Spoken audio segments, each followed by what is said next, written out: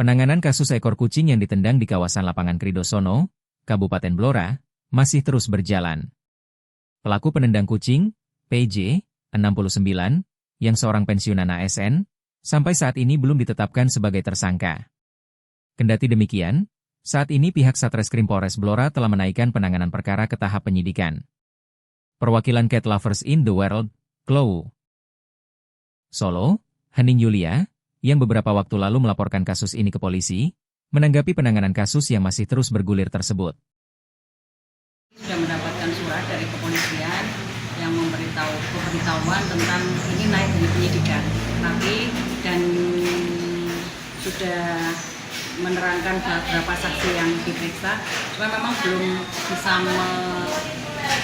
menetapkan tersangka. Ada beberapa yang harus dipenuhi untuk polisi resmi menetapkan sebagai tersangka. Itu yang pertama. Kemudian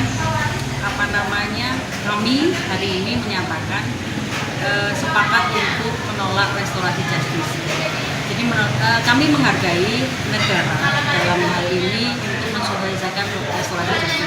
Tetapi kasus ini tidak untuk didamai. Kami memang berkomitmen untuk sampai ke sidang pengadilan, dan apapun kendalanya semoga bisa kami siasati untuk menuju sidang pengadilan. Kemudian statement ini juga disampaikan oleh Mas Bimbing Klow, kemudian Kak Jovan Sintesia Animal Indonesia, kemudian Kak Lira Pika DPR RI, semua Kak Bang Nanda, aktivis kucing Surabaya. Memang kami bersepakat untuk menolak restorasi justice. Jadi karena untuk pelajaran semuanya. Jadi ini memang harus diusut tuntas sampai sidang pengadilan. Sudah komunikasi dengan pemilik kucing juga, Pak? Sudah bertemu? Jadi hari ini kami seharian di Blora untuk nanti setelah ini lanjut koordinasi dengan pemilik kucing, karena kami sudah menyampaikan bahwa kalau ada apa-apa, terkendala apa-apa, tolong kami dikoordinasi sehingga kami tahu di mana harus membantu. Seperti itu. Dan saat ini apakah ada masukan atau mungkin keluhan dari pemilik kucing itu? Dia punya apa gitu, ada kejanggalan atau mungkin merasa seperti apa gitu yang disampaikan? Jadi begini, kasus ini sebenarnya kan terlihatnya terang benderang ya. Ada video, kemudian ramai di sosmed, kemudian semua mengapresiasi, polisi juga gerak cepat. Bukan hanya cepat, polisi itu progresif menangani. Cuman memang hari ini saya diberi kabar oleh penyidik Polres Blora bahwa Polres Blora menginginkan menyita 2 handphone itu dari pemilik kucing. Jadi satu adalah HP Farida yang memposting dari akunnya, memposting video itu. Kemudian yang satu adalah HP-nya Firda untuk untuk merekam.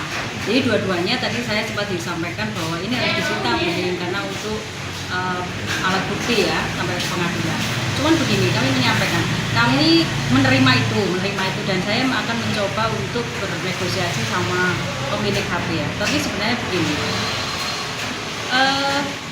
setahu kami dalam pengusutan kasus yang sudah puluhan di Indonesia ini, sebenarnya kalau untuk itu alat bukti di persidangan, itu materinya saja yang bisa diambil aja nggak apa-apa. Jadi kalau misalnya HP-nya Farida, berarti linknya yang diambil disimpan sama polisi sehingga itu menjadi alat bukti di persidangan. Kemudian kalau HP-nya Firda itu bisa diambil videonya saja.